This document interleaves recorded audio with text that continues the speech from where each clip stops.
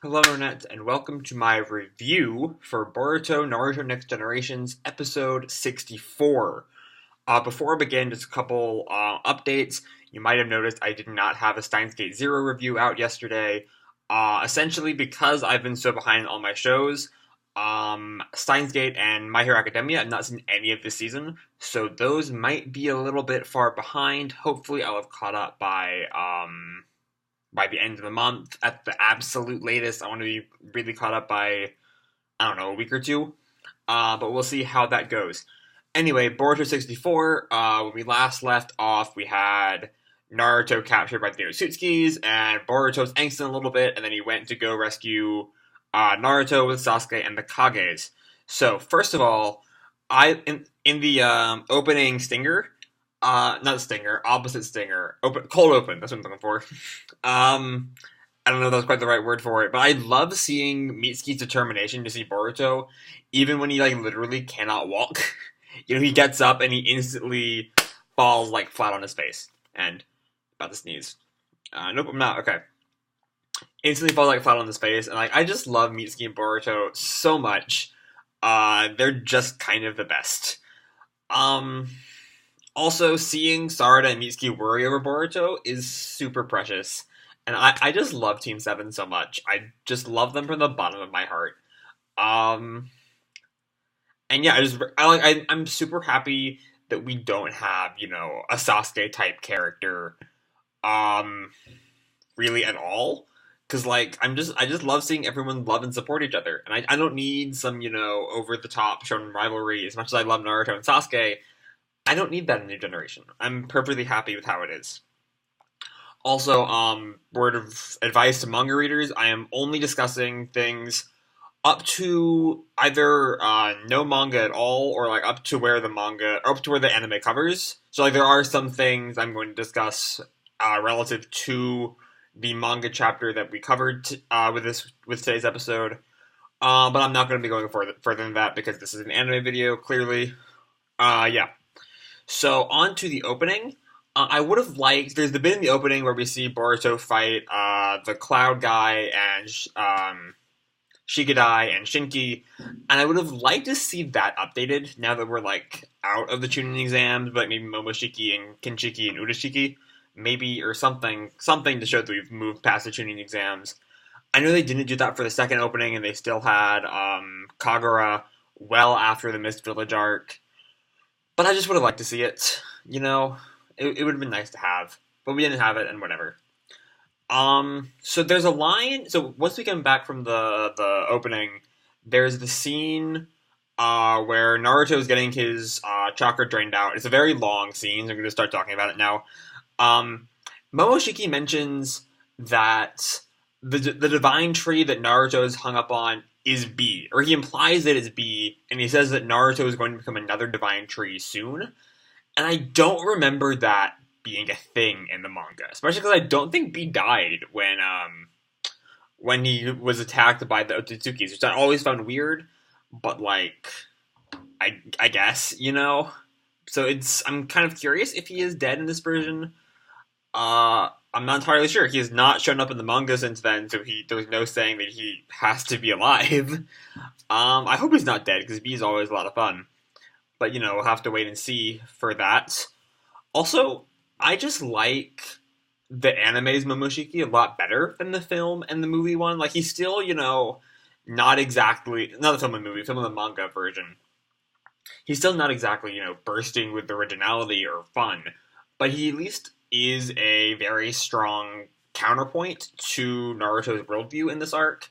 Whereas, like, he still technically was in the film and the manga, but he always just didn't really get a chance to say anything, and he spent a lot of the time just kind of there or monologuing about how powerful he is or something like that. Momoshiki just wasn't really all that interesting in the previous versions, and he's not the king of interestingness here. That would definitely be Urashiki, who I want to see more of next week. Or not next week. I'll get to that later. um, but he's definitely a lot more interesting as we see like the very firm contrast of values between Momoshiki and Naruto. And of course, we can all tell the arc is swinging towards Naruto's viewpoint. That being said, I do feel like the scene where Naruto directly says that Momoshiki's pills are just the scientific ninja tools, while being kind of the point, is a little too hitting the nail on the head for my taste. If I'm being perfectly honest. So the next up, I have to talk about the flashbacks during that long extraction scene. I feel like a lot of people brought up once this arc started that it felt like Boruto was doing a bit of a backtrack on his relationship with Naruto because the anime had them kind of develop their relationship a little bit over the course of the first year of the show. In order to get things set up for the movie arc, they had to derail that. And I feel like these flashbacks did a good job of showing that it's not true.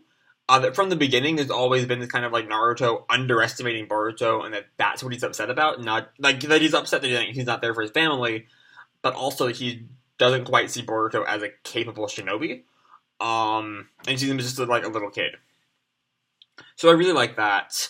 But they just go on a little bit too long. There are going to be more flashbacks later to talk about in a little bit.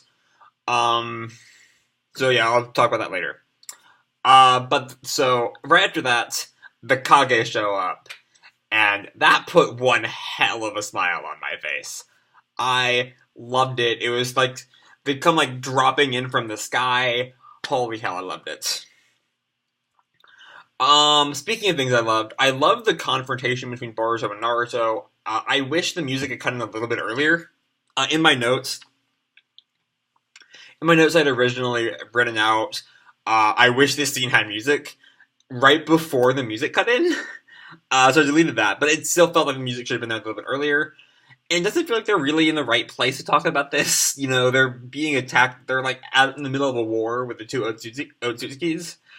And I wish they would, you know, like what we just had last week with Shikadai telling Boruto, "Put your apology on hold. Go save the world." I wish Naruto and Boruto had done that too. Had done that here as well, and save this conversation for after the fight is over. But you know, it does. It's nice to have them kind of work out their differences.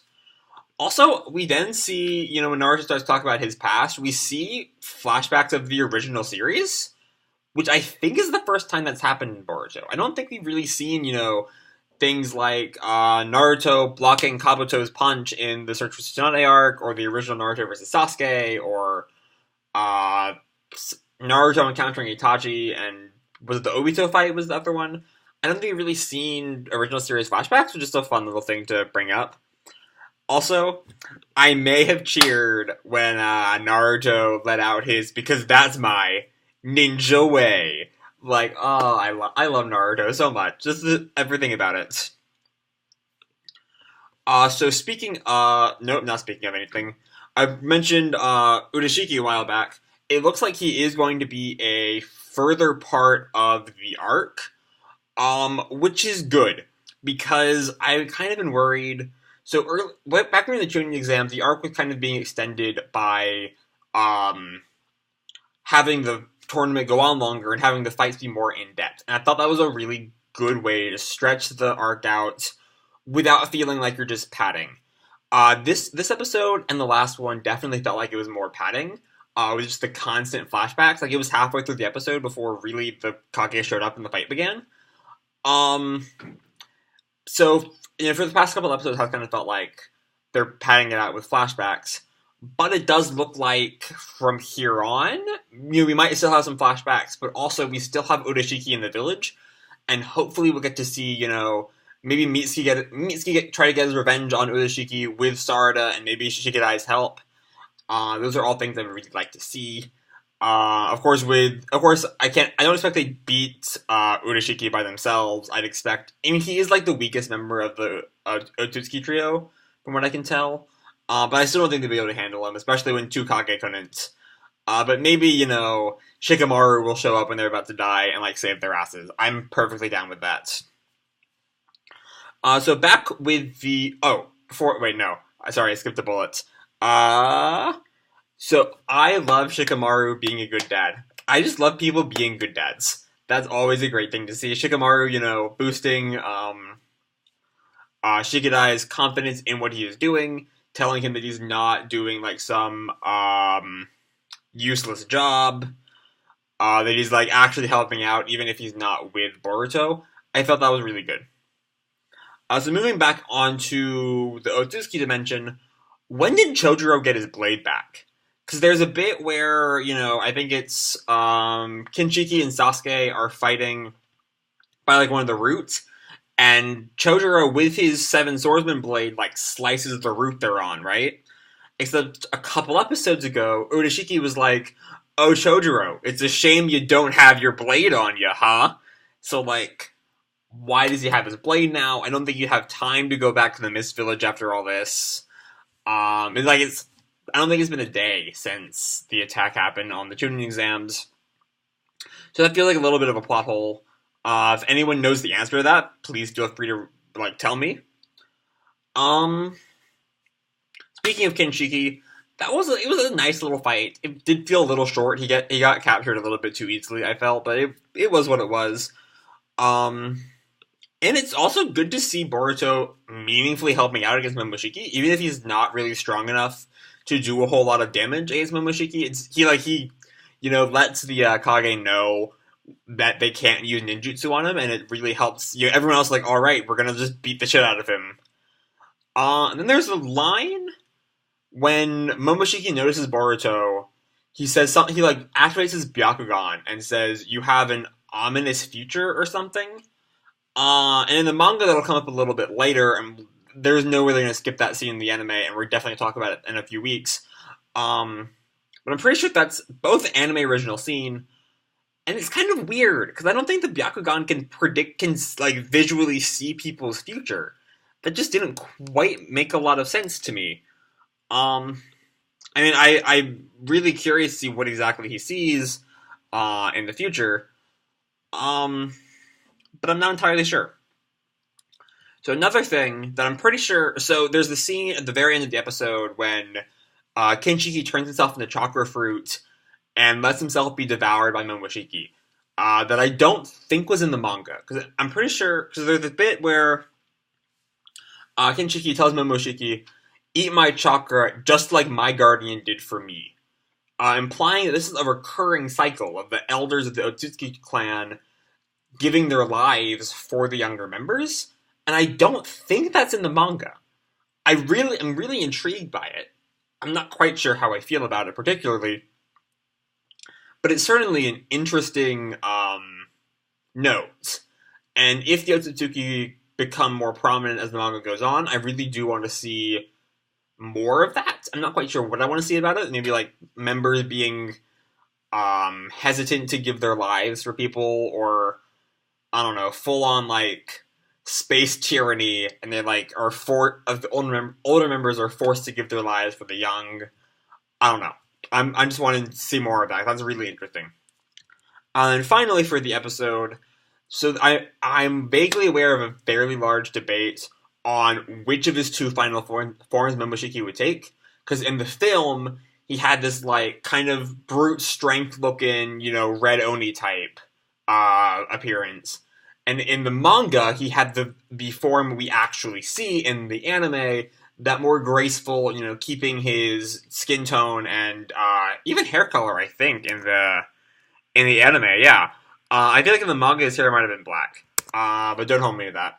But I was super excited to see that form, because I honestly really love his manga final form more than his film one. That was a super hype thing to see, and I was on like staring at the screen, what form is coming out of the smoke, and then you saw the long hair, and I was like, oh shit, that's the good form. So yeah, I'm really excited for not next week. Apparently Boruto is off next week for a Pokemon special, so okay, that's happening. But we will be back on the 19th of July for episode 65. Hopefully we won't have any more breaks after that, because we've had a lot of breaks recently. But before I go, a comment on the new ending, where the first 45 seconds were solely focused on, or seemed especially focused on Mitsuki. We had Team 7 together, but especially Mitsuki, and we had the bit where we saw the two the single colored lines that were a big part of the second ending, Sayonara Moontown. to focus on like Sarada's relationship with her parents. They seem to represent Mitsuki and Boruto. So it looks like that after the Momoshiki arc ends, we might have a extra special focus on Mitsuki for the next arc before we go on to the next manga arc. So if so, I'm really interested in that because I fucking love Mitsuki, and we did not get a whole lot of him this week, even if he was at the beginning of the episode. Also, the song was alright. The song was not as good as last endings, which I feel like was, besides maybe Sayonara Moontown, was the best ending so far, because it's just super good. But yeah, I don't know. I don't really know where I was going with that. It was not as good as last week, as the last season's ending. Yeah, so that's kind of all I have to say for this week's episode. I hope you all enjoyed the episode as much as I did. I thought it was a lot of fun, even if it, had some issues here and there. I hope we stay away from flashbacks, and even if we have to, go through the next, I think we have 3 chapters left this arc. I feel like this episode is chapter 7. The arc ends at chapter 10 in the manga. So we're nearing the end.